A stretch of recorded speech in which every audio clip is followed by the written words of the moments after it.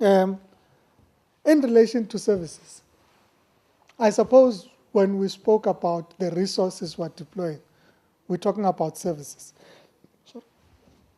Because when you have been able to generate the resources, you are able to invest more in your infrastructure. So when we talk about increasing our capital budget from 3.9 to 10.9 billion rands, it is an indication of a city that is committed to spending on services and infrastructure.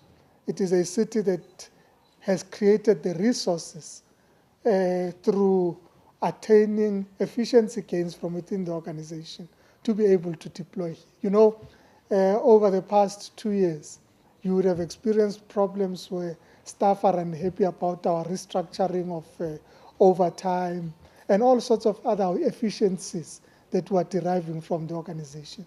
Our water savings interventions have yielded about 370 million rands in this year. So all these interventions are designed to ensure that we decrease the inefficiencies and we're able to gain the benefits from the efficiency gains and invest in infrastructure.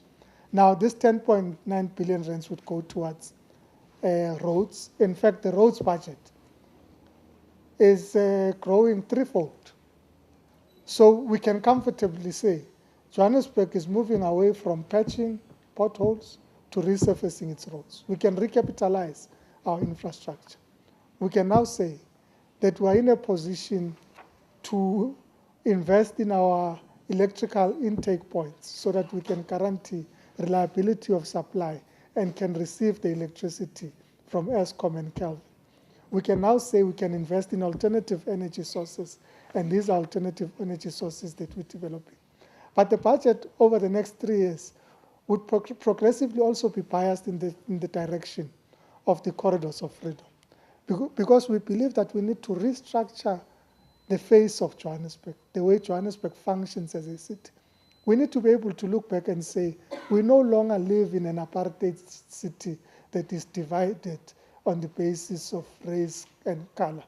We live in a city that's integrated through high-intensity, high-density developments along these corridors.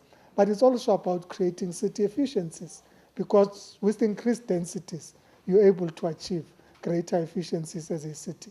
So all these resources are talking about deploying money and infrastructure where it matters most, which is to the people of Johannesburg.